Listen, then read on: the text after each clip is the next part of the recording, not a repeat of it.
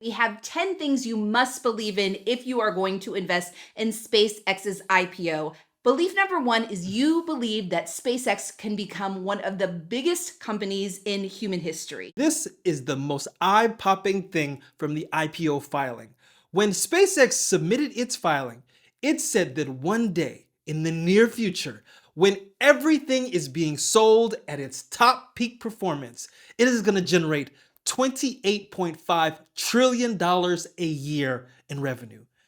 $28.5 trillion. So, just to give you some perspective, the US economy is around $31.8 trillion annualized. And that includes every restaurant, every hospital, every car company, bank, software company, every farm, every construction company, every business in America. Now, SpaceX is saying that its future opportunity is in that universe. Now, it doesn't mean that SpaceX will actually make $28.5 trillion, but it does tell you how big the dream has to be in order to justify the IPO. Now remember, SpaceX is targeting an IPO of $1.75 trillion. That would make SpaceX IPO one of the biggest IPOs in the history of the stock market. And to have such a high IPO price, you have to have some very ambitious money-making goals. And so when we saw this in the filing, we thought if anyone is going to invest in SpaceX, they have to be able to believe that. So that is a massive belief. On to belief number two. You have to believe that SpaceX is an AI company now. Now, this is something I think a lot of people are confused about. If you have not read the IPO filing, you would be thinking that SpaceX is filing as a space company or a satellite company, Starlink, sending payloads to the moon, all of these things that have to deal with space. But when you look deep at the IPO filing, you realize that the majority of SpaceX revenue is going to be coming from AI. So, of the $28.5 trillion of future opportunity with SpaceX, they are saying that $26.5 trillion is going to be tied to AI. So that means over 90% of the future story is with AI. So the question is not just, do you believe in SpaceX? The question is really, do you believe that SpaceX is going to be a dominant AI company? And this really matters, not just because of the price tag. That matters because the AI business is not some proven money-making machine yet. It's losing billions. It's expensive, it requires enormous compute, and SpaceX is basically saying, we're not just going to dominate space, we're going to dominate AI too. That's a big leap. And when you look at the amount of money that they are saying they are going to make in AI, trillions and trillions of dollars, if you believe that, then by all means, invest in SpaceX. Which brings us to belief number three. You believe that today's billions in losses are worth tomorrow's trillions. Now let's compare SpaceX to the companies it wants to be valued beside. So Apple makes massive profits. Microsoft makes massive profits. Nvidia, Google, they also make massive profits. SpaceX lost nearly $5 billion last year. And I know what some people will say, Amazon lost money for years. True, Tesla also lost money for years. But here's the difference. Amazon was losing money building warehouses, logistics, and cloud infrastructure. Tesla was losing money building cars and factories. SpaceX is losing money while asking investors to believe in reusable mega rockets, global satellite internet, orbital AI data centers, and a city on Mars. And see, that is a different kind of bet. Because you have to believe that today's losses are temporary. I mean, it does take money to build rocket infrastructure, AI, but you have to be able to see the light at the end of the tunnel when you are investing in a company like this.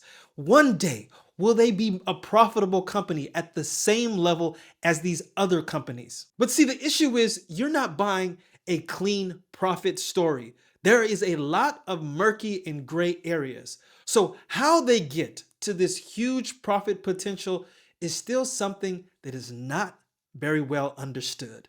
Which brings us to belief number four. You believe that AI data centers belong in space. Now this sounds really cool. in theory.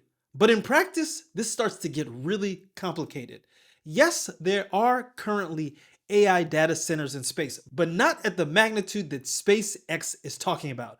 We are talking about a lot of data centers floating around space. Now, this sounds cool because you can have solar power. It's out of the way. No one has to technically look at it. But if you dig deeper, how does this really happen in practice? How do you cool servers in space? How do you repair them? What happens when something breaks? What happens with space debris, latency? And can launching data centers become cheaper than actually building them here on Earth? This is a question I need answers to because this is a future business practice that is being priced into the IPO today. Now let's talk about belief number 5. You believe starships actually work. This is probably the strongest belief you have to have.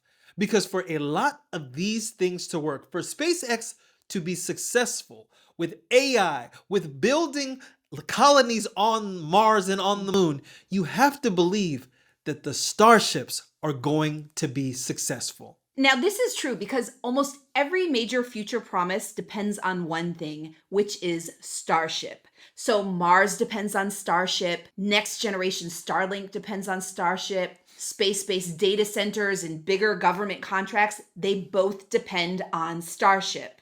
So the entire future story depends on Starship becoming cheap, reliable, reusable, and powerful. You see, for me, the entire IPO is based off of Starship being proven technology and the system working without a cork. You see, the IPO is priced like Starship is already a proven transportation system, but it's not. SpaceX says Starship will eventually carry around 100 metric tons to orbit in a fully reusable mode. But the problem is that the next generation Starlink satellite math raises questions. So if each satellite weighs around 2,000 kilograms and SpaceX wants to launch 60 at a time, that's 120 metric tons.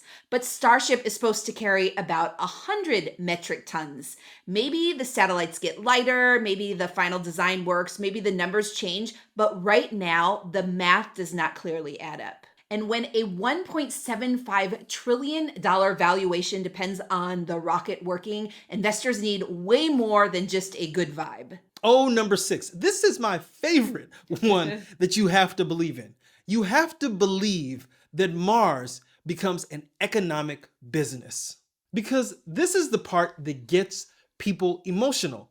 Elon Musk has been talking about making humanity multiplanetary for years. And listen, as a vision, it's inspiring. But from a business standpoint, it calls a lot to question. I mean, how does Mars make money? Mars has no breathable air. The average temperature is around negative 80 degrees Fahrenheit. The atmosphere is extremely thin. Radiation is a major problem. I mean, no one has talked about the effects living on Mars will have to humans. Food would need to be grown in a controlled environment. Habitats may need to be underground. Water would need to be extracted. Oxygen would need to be produced. And you can only launch efficiently to Mars every 26 months. So what type of airline only sends flights every 2 years? From a practical standpoint, from a business model standpoint, it's not adding up. So even if SpaceX gets people to Mars, how much are people going to pay? How are they going to produce money from those people? What's the business model of Mars? Where is the economy? This leads us to belief number 7, where you believe that Elon's deadlines are finally going to hit. I love this one because if Elon says it's going to happen next year, that means it has to happen next year. Not the year after that, not the year after that. And then if you have been following the SpaceX story, you have heard a lot of deadlines about when we're going to have people living on Mars. And when you have a publicly traded company, you have to be held accountable for the dates that you put out there. And when you start to miss those dates, when you're not hitting your deadlines, the stock will be penalized. And so if you're going to invest in SpaceX, you better believe strongly that when the CEO says we're going to do something by this date, it's going to happen. If you don't believe that, Again, you may not want to invest in SpaceX. Now let's talk about belief number 8. You believe Starlink can become much bigger. Now, Starlink is really SpaceX bread and butter. It is their most successful business, satellite internet. It makes around $11 billion a year, but the problem is SpaceX ambitions mean that Starlink has to take over existing internet that's already here on Earth. That's fiber, that's 5G, that's all the stuff that we're using right now. Elon and SpaceX are saying that Starlink is going to take that market share. I mean, Starlink is amazing for rural customers, ships, planes, developing markets, disaster zone, government, and defense. But for the everyday person, Starlink is not that great, and it's not as fast as regular internet. Belief number 9 is that you believe that shareholders don't need control. Now, this is a part that retail investors often ignore. Elon Musk is supposed to retain 80% of voting power.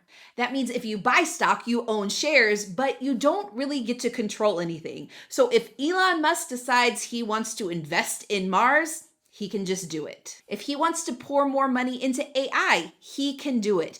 You are basically saying to Elon, I trust you. You can take the wheel. You can buy whatever you want to. If you want to acquire another company, you can, because as a shareholder, you don't have any say, because at the end of the day, Elon has all of the power, all of the voting decisions, everything. And don't try to sue him, because he also has stipulations when it comes to that as well. When you are a shareholder in a typical company, shareholders get to vote. There is a board of directors that people appoint other people on. But if Elon is the one and only person with all of the control, how does that work? If you have full faith in Elon and you believe that he is going to take the company in the right direction, then by all means invest in SpaceX. But if you have questions or issues, you may want to think twice about owning this company and thinking you have a say in it. Which leads us to our final belief number 10. You believe that Elon sees the future better than anyone else. At the end of the day, this is the real investment thesis. Not AI, not rockets, not Mars. It is Elon. You are investing with or in Elon Musk.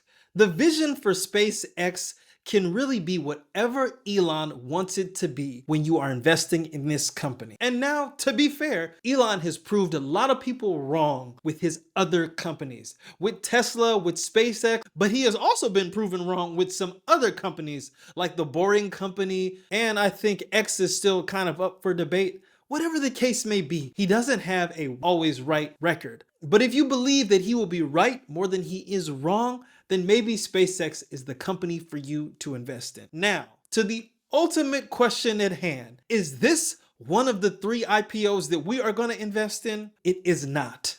Now, that doesn't mean that this company could have some short-term wins with all the volatility once this IPO opens, but we think long-term, this is not a company that we want to invest in. Of course, these are just our own preferences, again, based off of our 10 beliefs. It's up to you to do your research. But if you like this video, make sure you give us a thumbs up, subscribe to our channel, and join the journey.